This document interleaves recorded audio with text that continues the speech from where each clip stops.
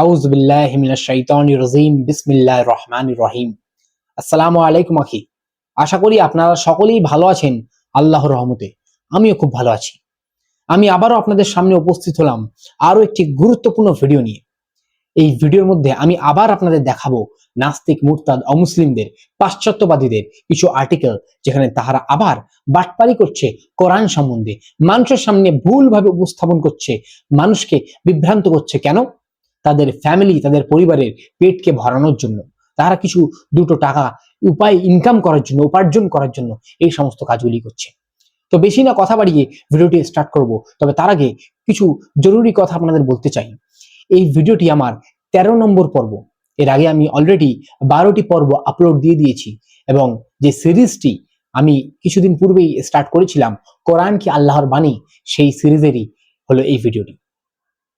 এবং সেই সমস্ত ভিডিও লিংক আপনারা এই ভিডিও ডিসক্রিপশনে অবশ্যই পেয়ে যাবেন, এবং উপরে থাকা আই বাটনে ক্লিক করলেও পেয়ে যাবেন। তো দয়া করে সেই সমস্ত ভিডিও দেখে নিন, যাতে করে আপনারাও বুঝতে পারেন যে কিভাবে নাস্তিক, অমুসলিম, পাশ্চাত্যবাদীদের অযৌক্তিক যুক্তির খণ্ডন করতে হয়, যুক্তি দ্বারা, প্রমাণ দ্বারা, তাদের প্রমাণহীন কথাকে কিভাবে ডিবাঙ্ক করতে হয়, সমস্ত কথা আপনারা জানতে পারবেন। চলুন বেশি না কথা বাড়িয়ে ভিডিওটি স্টার্ট করা যাক। আখি, আমি আপনাকে নিয়ে এলাম আমার কম্পিউটার স্ক্রিনে। এখানে আপনি দেখতে পাচ্ছেন নাস্তিক, মুরতাদ, অমুসলিমরা তাদের আর্টিকেলে লিখেছে 6টি উপভাষার কোরআন পুড়িয়ে ফেলা। এর আগেও আমি কোরআন পুড়িয়ে ফেলা সম্বন্ধে ভিডিও বানিয়েছি, তবে তাহারা এখানে কিছু নতুন কথা লিখেছে। ওই একই কথা লিখেছে ঘুরিয়ে ঘাড়িয়ে, মিথ্যাভাবে কিভাবে উপস্থাপন করা যায়, মানুষকে কিভাবে আলাদা আলাদা পথ দ্বারা বিভ্রান্ত করা যায়, সেগুলি আর কি তারা লিখেছে এখানে। একটু এটা পড়লে আপনি বুঝতে পারবেন। কোরআন নাকি মোট 7টি উপাঞ্চলিক ভাষায় নাজিল করা হয়েছিল। হযরত উসমান রাদিয়াল্লাহু তাআলা আনহু কোরআন বিকৃত হয়ে যাবে এই অজুহাত দেখিয়ে শুধুমাত্র কোরাইশদের উচ্চারণে কোরআন সংকলনের সিদ্ধান্ত নেন, বাদবাকি সকল ভাষার কোরআন পুড়িয়ে ফেলেন। অথচ স্বয়ং মুহাম্মদ সাল্লাল্লাহু আলাইহি সাল্লামের নির্দেশ ছিল যে তোমাদের জন্য যেই পদ্ধতি সহজতর তোমরা সেই পদ্ধতি পড়ো। তাহলে উসমান কিভাবে, উসমান রাদিয়াল্লাহু তাআলা আনহু কিভাবে বাদবাকি ভাষার কোরআন পুড়িয়ে ফেলতে পারলেন? কার নির্দেশে তিনি এরকম করলেন? নবীর সাল্লাল্লাহু আলাইহি সাল্লামের নির্দেশনা এখন তাহলে মুসলিমরা কিভাবে মেনে চলবে? বাদবাকি উপভাষার কোরআনগুলো এখন কোথায়? আর তারপরে তিনি এখানে এই নাস্তিক মুরতাদরা একটি হাদিসও দিয়েছে, সহিহ বুখারী 4630 নম্বর হাদিস, যেখানে লেখা আছে এই কোরআন 7 উপাঞ্চলিক ভাষায় নাজিল করা হয়েছে, সুতরাং তোমাদের জন্য যা সহজতর সেই পদ্ধতিতেই তোমরা পাঠ করো। এটি সহিহ হাদিস। আখি, নাস্তিকরা বলল কোরআন 7 উপাঞ্চলিক ভাষায় নাজিল করা হয়েছে। দেখুন, একটা কথা বলে দিই আপনাদের, আরবি ভাষাকে যখন আপনি বাংলা ভাষায় অনুবাদ করে, যেমন আরবি কোরআন, আরবি হাদিসকে বাংলা ভাষায় অনুবাদ করে পড়বেন, তখন আপনি ওগুলো পড়বেন অবশ্য, তবে সেই সমস্ত পড়ার পরে যে রুলস অ্যান্ড রেগুলেশনগুলি ওর উপরে আপনি ব্যবহার করবেন, সেগুলো কিন্তু আরবিরই আপনাকে ব্যবহার করতে হবে, সেগুলি বাংলার ব্যবহার করলে হবে না। এখানে দেখুন, হাদিসের মধ্যে ছিল 7 উপাঞ্চলিক ভাষা, সেই জন্য নাস্তিকরা কি বলল? 7 উপাঞ্চলিক ভাষায় কোরআন নাজিল হয়েছে। আসলে কিন্তু ব্যাপারটি এমন নয়। হাদিসের মধ্যে যে অর্থটি এসেছে, যে শব্দটি এসেছে, তার অর্থ হলো 7টি ভাষা নয়, বরং 7টি আলাদা আলাদা কোরআনও নয়, বরং 7টি হরফ, সাবআতু হরুফ, মানে হরফের কথা এখানে বলা হয়েছে। হরফটি কি? আহলে সুন্নাহ ইমামগণের ব্যাখ্যা অনুযায়ী উচ্চারণগত পার্থক্য হতে পারে, উপভাষাগত সহজতার জন্য এটি করা হয়ে থাকে, শব্দের সামান্য রূপভেদও থাকতে পারে, তবে অর্থ, আয়াত ও বার্তা এক থাকবে। সহিহ বুখারী ইসলামিক ফাউন্ডেশন 4630 নম্বর হাদিস এইটি। আন্তর্জাতিক নাম্বার 4992 হাদিস। এই হাদিসটি একটু পড়ি, তাহলে বুঝতে পারবেন ব্যাপারটি আরো ভালোভাবে, যেটি আমি আপনাদের এক্ষুনি বললাম। হাদিসটিতে লেখা আছে,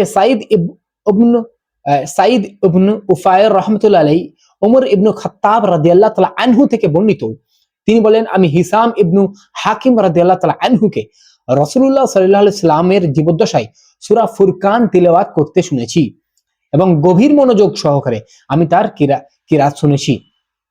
তিনি বিভিন্নভাবে কিরাত পাঠ করেছেন, অথচ রাসূলুল্লাহ সাল্লাল্লাহু আলাইহি সাল্লাম আমাকে এভাবে শিক্ষা দেননি। এটি হযরত ওমর রাদিয়াল্লাহু তাআলা আনহু বলছে। এই কারণে সালাত মানে নামাজ এর মাঝে আমি তার উপর ঝাঁপিয়ে পড়ার জন্য উদ্যত হয়ে পড়েছিলাম, কিন্তু বড় কষ্টে নিজেকে সামলে নিলাম। তারপর সে সালাম ফিরলে আমি চাদর দিয়ে তার গলা পিছিয়ে ধরলাম এবং জিজ্ঞেস করলাম, তোমাকে সূরা যেভাবে পাঠ করতে শুনলাম এভাবে তোমাকে কে শিক্ষা দিয়েছে? সে বলল, রাসূলুল্লাহ সাল্লাল্লাহু আলাইহি সাল্লাম শিক্ষা দিয়েছে, আমাকে এভাবে শিক্ষা দিয়েছেন। আমি বললাম, তুমি মিথ্যা বলছো, কারণ তুমি যে পদ্ধতিতে পাঠ করেছো এর থেকে ভিন্ন পদ্ধতিতে রাসূলুল্লাহ সাল্লাল্লাহু আলাইহি সাল্লাম আমাকে শিক্ষা দিয়েছেন। একথা হযরত উমর রাদিয়াল্লাহু তাআলা আনহু কাকে বলছে? হিসাম ইবনু হাকিম রাদিয়াল্লাহু তাআলা আনহুকে বলছে। ঠিক আছে, এরপর কি হলো দেখুন। এরপর আমি তাকে জোর করে টেনে রাসূলুল্লাহ সাল্লাল্লাহু আলাইহি সাল্লামের কাছে নিয়ে গেলাম এবং বললাম, আপনি আমাকে সূরা ফুরকান যে পদ্ধতিতে পাঠ করতে শিখিয়েছেন, এই লোককে মানে হিসাম ইবনু হাকিম রাদিয়াল্লাহু তাআলা আনহু কথা বলছে, এই লোককে আমি এর থেকে ভিন্ন পদ্ধতিতে তা পাঠ করতে শুনেছি। এই কথা শুনে রাসূলুল্লাহ সাল্লাল্লাহু আলাইহি সাল্লাম বললেন, তাকে ছেড়ে দাও, হিসাম তুমি পাঠ করে শোনাও। রাসূলুল্লাহ সাল্লাল্লাহু আলাইহি সাল্লাম হিসাম রাদিয়াল্লাহু তাআলা আনহুকে বলছে, তুমি পাঠ করে শোনাও।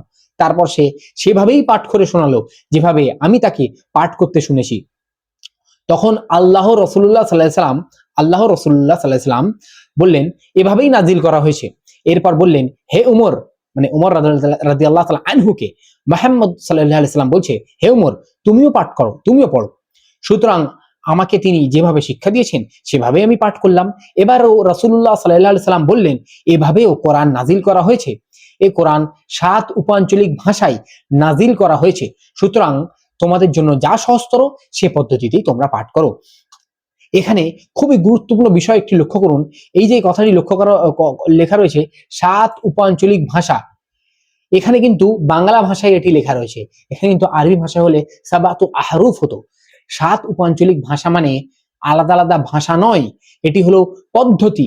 7টি আরবি ভাষার 7টি আলাদা আলাদা পদ্ধতি ছিল কথা বলার, সেইটির কথা এখানে মুহাম্মদ সাল্লাল্লাহু আলাইহি সাল্লাম বলছে। আর এখানেও আপনি দেখুন হাদিসের মধ্যে, আপনারা নোটিস করেছেন কিনা জানি না, এখানে দেখুন লেখা রয়েছে, এরপর আমি তাকে জোর করে টেনে রাসূলুল্লাহ সাল্লাল্লাহু আলাইহি সাল্লামের কাছে নিয়ে গেলাম এবং বললাম, আপনি আমাকে সূরা ফুরকান যে পদ্ধতিতে, দেখুন লেখা আছে এখানে, পদ্ধতিতে পাঠ করতে শিখিয়েছেন, এই লোককে আমি এর ভিন্ন পদ্ধতিতে, আবার লেখা আছে পদ্ধতিতে তা পাঠ করতে শুনেছি। এর থেকে বোঝা যাচ্ছে 7টি আলাদা আলাদা আরবি ভাষা নয়, আরবি ভাষায় বরং 7টি আলাদা আলাদা পদ্ধতি, ভাষা আলাদা নয়, পদ্ধতি। যেখানে কি কি হতে পারে, আহলে সুন্নাতদের মতে উচ্চারণগত পার্থক্য থাকতে পারে, উপভাষাগত সহজতার জন্য এটি ব্যবহার হয়ে থাকে, শব্দের সামান্য রূপভেদও থাকতে পারে, তবে অর্থ, আয়াত, বার্তা একই থাকবে। আশা করি ব্যাপারটি বোঝাতে পেরেছি এতদূর আপনাকে। এবারে আমরা দেখব নাস্তিক মুর্তাজারা যেটা বলছিল, তাহলে নবীর নির্দেশ মানে নবী মুহাম্মদ রাসূলুল্লাহ সাল্লাল্লাহু আলাইহি ওয়াসাল্লামের নির্দেশ তাহলে কি হলো। দেখুন, নবী মুহাম্মদ রাসূলুল্লাহ সাল্লাল্লাহু আলাইহি ওয়াসাল্লাম বলেছিল, যেটা সহজ সেটাতে পড়ো, যেটা সহজ সেটাতে পড়ো, কিন্তু এটি প্রাথমিক যুগের জন্য ছিল।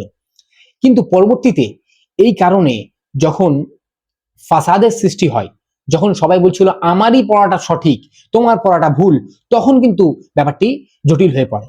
এবং এই সম্বন্ধে আমি একটি আপনাকে হাদিস দেখাতে চাই। হাদিসটি হচ্ছে সহিহ বুখারী ইসলামিক ফাউন্ডেশন 4629 নম্বর হাদিস, আন্তর্জাতিক নম্বর 4991। কি লেখা আছে একটু পড়ুন। সাইদ ইবনু উফায়ের রাহমাতুল্লাহ আলাইহি ইবনু আব্বাস রাদিয়াল্লাহু তাআলা আনহু থেকে বর্ণিত, তিনি বলেন, রাসূলুল্লাহ সাল্লাল্লাহু আলাইহি সাল্লাম বলেছেন, জিবরিল আলাইহিস সালাম আমাকে একভাবে কোরআন শিক্ষা দিয়েছেন। দেখুন, জিবরিল আলাইহিস সালাম মুহাম্মদ রাসূলুল্লাহ সাল্লাল্লাহু আলাইহি সাল্লামকে একভাবে কোরআন শিক্ষা দিয়েছে। সেই একভাবে যে কোরআন শিক্ষা দিয়েছে সেটি কোন ভাব হতে পারে? মুহাম্মদ রাসূলুল্লাহ সাল্লাল্লাহু আলাইহি সাল্লাম কুরাইশদের মধ্যে ছিলেন। তো কুরাইশরা যেভাবে আরবি ভাষার পদ্ধতিতে কথা বলতো সেই ভাষাতে শিক্ষা দিয়েছিলেন। তারপরে কি লেখা আছে, এরপর আমি তাকে মানে মুহাম্মদ রাসূলুল্লাহ সাল্লাল্লাহু আলাইহি সাল্লাম জিবরিল আলাইহিস সালামকে অন্যভাবে পাঠ করার অনুরোধ করতে লাগলাম এবং পুনঃ পুনঃ অন্যভাবে পাঠ করার জন্য অব্যাহতভাবে অনুরোধ করতে থাকলে তিনি আমার জন্য পাঠ পদ্ধতি বাড়িয়ে যেতে লাগলেন। অবশেষে তিনি 7 উপাঞ্চলিক ভাষায় তিলাওয়াত করে সমাপ্ত করলেন। মহানবী সাল্লাল্লাহু আলাইহি সাল্লামকে প্রথম যে ভাষায় কোরআন শিক্ষা দেওয়া হয়েছিল, যে পদ্ধতিতে, আরবি ভাষার কুরাইশদের পদ্ধতিতে, এবং পরবর্তীতে আরো 6টি আলাদা আলাদা আঞ্চলিক পদ্ধতি যে আরবি ভাষা রয়েছে সেখানে সেই ভাষা তিলাওয়াত করে শোনাতে বলে মহানবী সাল্লাল্লাহু আলাইহি সাল্লাম, যাতে উম্মতদের জন্য সুবিধা হয়। আর সেই জন্যই মহানবী সাল্লাল্লাহু আলাইহি সাল্লাম এর কথা শুনে জিবরিল আলাইহিস সালাম সেই সমস্ত আলাদা আলাদা 6টি উপাঞ্চলিক আরবি ভাষার পদ্ধতিতে পড়ে শোনায়। নাস্তিকরা যে দাবিগুলি করেছে, প্রথম দাবি নাস্তিকদের, ওসমান রাদিয়াল্লাহু তাআলা আনহু কেন হস্তক্ষেপ করলেন এই কোরআনকে সংকলন করার জন্য? উসমান রাদিয়াল্লাহু তাআলা আনহু আসলে কি করলেন সেটি জানবো, এবং উসমান রাদিয়াল্লাহু তাআলা আনহু কি কোরআন পুড়িয়েছিল, আর যদি পুড়িয়ে থাকে কোন কোরআনটা পুড়িয়েছিল সেটি আমরা জানবো। তার আগে আমি আপনাকে একটি ছোট কথা এখানে দেখাতে চাই, যেটি খুবই গুরুত্বপূর্ণ। এই লাইনটি পড়ুন। নাস্তিকরা লিখেছে, হযরত উসমান কোরআন বিকৃত হয়ে যাবে এই অজুহাত দেখিয়ে শুধুমাত্র কোরাইশদের উচ্চারণে কোরআন সংকলনের সিদ্ধান্ত নেন, বাদবাকি সকল ভাষার কোরআন পুড়িয়ে ফেলেন। সহিহ বুখারী ইসলামিক ফাউন্ডেশন 4626 নম্বর হাদিস, আন্তর্জাতিক নাম্বার 4987 এবং 4988। এটি যদি পড়ি আমরা ভালোভাবে, তাহলে কমপ্লিটলি ব্যাপারটি ক্লিয়ার হবে। নাস্তিক মুরতাদরা যে সমস্ত আপনাদেরকে বিভ্রান্ত করার চেষ্টা করছেন, ইনশাআল্লাহ এটি পড়লে আপনি বিভ্রান্ত আর হবেন না। এই হাদিসের মধ্যে রয়েছে মুসা রাহমাতুল্লাহ আলাইহি আনাস ইবনে মালিক রাদিয়াল্লাহু তাআলা আনহু থেকে বর্ণিত, তিনি বলেন হুযায়ফা ইবনুল ইয়ামান রাদিয়াল্লাহু তাআলা আনহু একবার উসমান রাদিয়াল্লাহু তাআলা আনহুর কাছে এলেন। এ সময় তিনি আর্মেনিয়া ও আজারবাইজান বিজয়ের ব্যাপারে সিরীয় ও ইরাকীয় যোদ্ধাদের জন্য রণপ্রস্তুতির কাজে ব্যস্ত ছিলেন। কোরআন পাঠে তাদের মতবিরোধ হুযায়ফাকে ভীষণ চিন্তিত করল। সুতরাং তিনি উসমান রাদিয়াল্লাহু তাআলা আনহুকে বললেন, হে আমিরুল মুমিনিন, কিতাব সম্পর্কে ইহুদি ও নাসারাদের মত পার্থক্যে লিপ্ত হবার পূর্বে এই উম্মতকে রক্ষা করুন। তারপর উসমান রাদিয়াল্লাহু তাআলা আনহু হাফসা রাদিয়াল্লাহু তাআলা আনহুর কাছে জনৈক ব্যক্তিকে এ বলে পাঠালেন যে, আপনার কাছে সংরক্ষিত কোরআনের সহিফা সমূহ আমাদের কাছে পাঠিয়ে দিন, যাতে আমরা সেগুলোকে পরিপূর্ণ মাযহাব সমূহে লিপিবদ্ধ করতে পারি। এরপর আমরা তা আপনার কাছে ফিরিয়ে দেব। এখানে দেখুন, নাস্তিক মুরতাদ অমুসলিমরা যেটি বলেছিল হযরত উসমান রাদিয়াল্লাহু তাআলা আনহু কোরআন বিকৃত হয়ে যাবার এই অজুহাত দেখিয়ে নাকি কোরাইশদের উচ্চারণে কোরআন সংকলনের সিদ্ধান্ত নিয়েছিল, এটি সম্পূর্ণ ভুল। কারণ এটি ভুল এই জন্য, দেখুন এখানে উসমান রাদিয়াল্লাহু তাআলা আনহুর কাছে হুযায়ফা ইবনুল ইয়ামান রাদিয়াল্লাহু তাআলা আনহুর কাছে হুযায়ফা ইবনুল ইয়ামান রাদিয়াল্লাহু তাআলা আনহু উসমান রাদিয়াল্লাহু তাআলা আনহুর কাছে সে রিকোয়েস্ট করছে যে, আমিরুল মুমিনিন, আমাদের উম্মতকে রক্ষা করুন ইহুদি ও নাসারাদের মতো মত পার্থক্যে লিপ্ত হবার, বিভ্রান্ত হয়ে যাবার পূর্বে। ব্যাপারটি বুঝলেন? উসমান রাদিয়াল্লাহু তাআলা নিজে থেকেই কাজটি করতে যাননি, তাকে এসে রিকোয়েস্ট করা হয়েছিল তবেই। এবং শেষমেশে আপনারা দেখুন এখানে লেখা রয়েছে, উসমান রাদিয়াল্লাহু তাআলা আনহু হাফসা রাদিয়াল্লাহু তাআলা আনহুর কাছে জনৈক ব্যক্তিকে পাঠিয়ে একটি কোরআনের সহিফা সমূহ চেয়ে পাঠালেন। এখানে আপনি ব্যাপারটি বলে দিই, যারা আমার পুরাতন মানে প্রিভিয়াস পর্বটি দেখেছেন তারা বুঝতে পারবেন ব্যাপারটি, তবে যারা বুঝতে পারছেন না তাদের সম্বন্ধে বলে দিই। প্রথম কোরআন সংকলন করেছিল মুহাম্মদ রাসূলুল্লাহ সাল্লাল্লাহু আলাইহি ওয়াসাল্লাম ইন্তেকাল হয়ে যাবার পরে। আবু বকর রাদিয়াল্লাহু তাআলা আনহু এবং উমর রাদিয়াল্লাহু তাআলা আনহু তত্ত্বাবধানে যায়েদ ইবনে সাবিত রাদিয়াল্লাহু তাআলা আনহু, এবং সেই সময় ওহী সিলসিলা সম্পূর্ণভাবে বন্ধ হয়ে গিয়েছিল, যেহেতু মুহাম্মদ রাসূলুল্লাহ সাল্লাল্লাহু আলাইহি ওয়াসাল্লাম দুনিয়া ছেড়ে চলে গিয়েছিলেন, ইন্তেকাল করে গিয়েছিলেন, সেই জন্য এটি সংকলন করা হয়েছিল। এবং সেই কোরআনটি, সেই প্রথম সহিফাটি প্রথমে আবু বকর রাদিয়াল্লাহু তাআলা আনহুর কাছে থাকে, তারপরে সেটি ওমর রাদিয়াল্লাহু তাআলা আনহুর কাছে থাকে, তারপরে ওমর রাদিয়াল্লাহু তাআলা আনহুর কন্যা এবং মহানবী মুহাম্মদ রাসূলুল্লাহ সাল্লাল্লাহু আলাইহি ওয়াসাল্লামের স্ত্রী হাফসা রাদিয়াল্লাহু তাআলা আনহার কাছে সেই সহিফাটি থাকে। এবং সেই সহিফাটি এখানে উসমান রাদিয়াল্লাহু তাআলা আনহু হাফসা রাদিয়াল্লাহু তাআলা আনহুর কাছে একটি জনৈক ব্যক্তিকে পাঠাচ্ছেন, এবং এখানে কি বলে দিচ্ছে যে, এরপর আমরা তা আপনার কাছে ফিরিয়ে দেব। বুঝতে পারলেন ব্যাপারটি? মানে ফিরিয়ে দেবার কথা বলছে, আগুনে পুড়িয়ে দেওয়ার কথা বলেনি। যদি উসমান রাদিয়াল্লাহু তাআলা আনহু কোরআনের মধ্যে বিকৃতি আনার চেষ্টা করতো, তাহলে ওই সহিফাটিকে আগুনে পুড়িয়ে দিত, কিন্তু ওটা করেননি। তারপরে দেখুন কি লেখা আছে, হাফসা রাদিয়াল্লাহু তাআলা আনহু তখন সেগুলো উসমান রাদিয়াল্লাহু তাআলা আনহুর কাছে পাঠিয়ে দিলেন। এরপর উসমান রাদিয়াল্লাহু তাআলা আনহু যায়েদ ইবনে সাবিত রাদিয়াল্লাহু তাআলা আনহু, যে প্রথমে কোরআন সংকলন করেছিল, তাকে দিয়ে, সেই সাহাবীকে দিয়ে আব্দুল্লাহ ইবনু জুবায়ের রাদিয়াল্লাহু তাআলা আনহু, সাঈদ ইবনু আস রাদিয়াল্লাহু তাআলা আনহু এবং আব্দুর রহমান ইবনু হারিস ইবনু হিসাম রাদিয়াল্লাহু তাআলা আনহুকে নির্দেশ দিলেন, তারা মাসহাফে তা লিপিবদ্ধ করলেন। এ সময় উসমান রাদিয়াল্লাহু তাআলা আনহু তিনজন কুরাইশি ব্যক্তিকে বললেন, কারণ যায়েদ ইবনু সাবিত রাদিয়াল্লাহু তাআলা আনহু কুরাইশি ছিলেন না, সেই জন্য আর যে তিনজন কুরাইশি সাহাবা ছিল তাদেরকে উদ্দেশ্যে তিনি বললেন, কোরআনের কোন বিষয় যদি যায়েদ ইবনু সাবিতের সঙ্গে তোমাদের মতপার্থক্যে দেখা দেয়, তাহলে তোমরা তা কুরাইশদের ভাষায় লিপিবদ্ধ করবে, কারণ কোরআন তাদের ভাষায় অবতীর্ণ হয়েছে। সুতরাং তারা তাই করলেন। এবারে বুঝতে পারলেন ব্যাপারটি? প্রথমে আমি আপনাকে বলে দিয়েছি অন্য একটি হাদিস দিয়ে যে মুহাম্মদ রাসূলুল্লাহ সাল্লাল্লাহু আলাইহি ওয়াসাল্লামকে জিবরিল আলাইহিস সালাম প্রথমে যে কোরআন যে পদ্ধতিতে শিক্ষা দিয়েছিলেন সেটি হলো কোরাইশদের ভাষায়, কোরাইশদের পদ্ধতিতে, আরবি ভাষায়। সেই জন্যই ওসমান রাদিয়াল্লাহু তাআলা আনহু এই কথাটি বলেছিলেন। তারপরে দেখুন কি লেখা আছে, যখন মূল লিপিগুলো থেকে কয়েকটি পরিপূর্ণ গ্রন্থ লিপিবদ্ধ হয়ে গেল, তখন উসমান রাদিয়াল্লাহু তাআলা আনহু মূল লিপিগুলোকে হাফসা রাদিয়াল্লাহু তাআলা আনহুর কাছে ফিরিয়ে দিলেন। আগুনে জ্বালালেন না, কিন্তু তিনি যদি আগুনে এখানে পুড়িয়ে দিতেন, জ্বালিয়ে দিতেন, তাহলে এই কথাটি আপনি নাস্তিক মুরতাদরা যে দাবিটি করছে সেটি সত্যি হতে পারত। কিন্তু এখানে উসমান রাদিয়াল্লাহু তাআলা আনহু হাফসা রাদিয়াল্লাহু তাআলা আনহার কাছ থেকে যে কোরআনের সহিফাটি নিয়েছিলেন সেটি তার কাছে আবার ফিরিয়ে দিলেন। তার মানে এখানে বোঝা যাচ্ছে উসমান রাদিয়াল্লাহু তাআলা আনহু সঠিক যে কোরআন সেটিকে জ্বালানোর বা পোড়ানোর অনুমতি দেননি। তারপর তিনি কোরআনের লিখিত মাসাফ সমূহের এক একখানা মাসাফ এক এক প্রদেশে পাঠিয়ে দিলেন এবং এতদ ভিন্ন আলাদা আলাদা বা একত্রে সন্নিবেশিত কোরআনের যে কপি সমূহ রয়েছে তা জ্বালিয়ে দেওয়ার নির্দেশ দিলেন। ব্যাপারটি বুঝুন আবার ভালোভাবে, কি লেখা রয়েছে আবার পড়ছি, এতদ ভিন্ন আলাদা আলাদা বা একত্রে সন্নিবেশিত কোরআনের যে কপি সমূহ রয়েছে তা জ্বালিয়ে দেওয়ার নির্দেশ দিলেন। এখান থেকে বুঝতে পারছি, তাহলে এখানে আমরা বুঝতে পারলাম ওসমান রাদিয়াল্লাহু তাআলা আনহু যে অরিজিনাল মাসাফটি ছিল সেই মাসাফটিকে জ্বালাননি, বরং যেগুলি পুরোপুরি অস্পষ্ট ছিল এবং পুরোপুরিভাবে ক্লিয়ার ছিল না এবং যে সমস্ত জিনিসের জন্য দাঙ্গা হাঙ্গামার সৃষ্টি হচ্ছিল, বিরোধিতার সৃষ্টি হচ্ছিল, সেই সমস্ত জিনিসগুলোকে শুধু জ্বালানোর কথা বলেছিলেন। তাহলে পোড়ানো কি হয়েছিল এখানে? পোড়ানো হয়েছিল এখানে ব্যক্তিগত কপি, নোট সহ লেখা পাতা, অসম্পূর্ণ মাসাফ, তাফসিরের ব্যাখ্যা মেশানো গ্রন্থ, মানে যে ডায়েরি বা ছিল তাদের কাছে যে সমস্ত কপিগুলো ছিল সেগুলি পোড়ানো হয়েছিল। ওসমান রাদিয়াল্লাহু তাআলা আনহু, আবু বকর রাদিয়াল্লাহু তাআলা আনহু মাসাফ পোড়াননি এবং কোনোভাবে ভিন্ন ভিন্ন আলাদা আলাদা কোরআন কখনোই ছিলই না যে তিনি পড়াবেন। তো নাস্তিক মুরতাদ অমুসলিমরা যে জিজ্ঞাসা করলো ওসমান রাদিয়াল্লাহু তাআলা আনহু কেন হস্তক্ষেপ করলেন, নবী মুহাম্মদ সাল্লাল্লাহু আলাইহি সাল্লামের ওয়াফাতের বহু বছর পর বিভিন্ন আঞ্চলিক মুসলিমরা, আমরা যেটি জানতে পারলাম এতক্ষণ পরে, বিভিন্ন আঞ্চলিক মুসলিমরা নিজ নিজ উচ্চারণকে একমাত্র সঠিক বলে বলতে শুরু করেছিল। সেই জন্য ওসমান রাদিয়াল্লাহু তাআলা আনহুর কাছে সাহাবীরা রিকোয়েস্ট করেছিল, তাই জন্যই তিনি এই কাজটি করেছিলেন। আশা করি ব্যাপারটি আপনাদের ভালোভাবে বোঝাতে পেরেছি। তবে শেষমেশ আরো কিছু পয়েন্ট আমি আপনাকে এখানে অ্যাড করতে চাই, যাতে করে ভিডিওটি আরো ভালোভাবে আপনি বুঝতে পারেন এবং ভিডিওটি অসম্পূর্ণ না থাকে। নাস্তিকরা যে বলল বাদবাকি উপভাষার কোরআন কোথায়, আসলে বাদবাকি বলে উপভাষার কোনো কোরআনের মাসাফ ছিলই না। কে তৈরি করেছিল? যদি মাসাফটি ছিল তো মাসাফটি কে তৈরি লিখেছিল আমাকে এটি বলো। নাস্তিকদের মুরতাজারা যে দাবিটি করছে এই দাবিটি এক্সপ্লেন করুক যে মাসাফটি অন্যান্য ভাষার মাসাফগুলি যে ছিল কে লিখেছিল সেই মাসাফগুলি। আবু বকর রাদিয়াল্লাহু তাআলা আনহু মাসাফ তো উসমান রাদিয়াল্লাহু তাআলা আনহু আগুনে পোড়াননি। তাহলে অন্যান্য ভাষার যে মাসাফ ছিল সেগুলি কে লিখেছিল যে পড়ানো হয়েছে?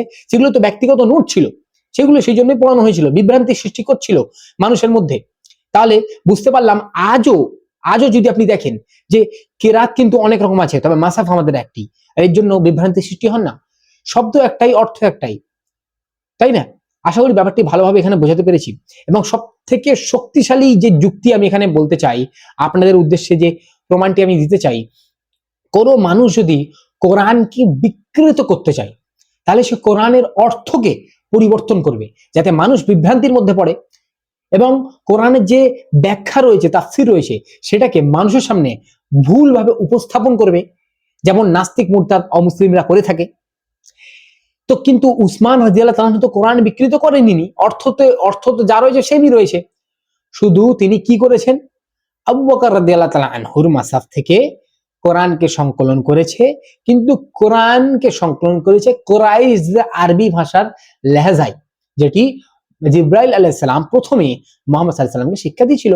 এটি খুবই ইজি ব্যাপার, খুবই লজিক্যাল ব্যাপার, এ থেকে তো কোনো সন্দেহ বা কোনো বিভ্রান্তি সৃষ্টি হচ্ছে না।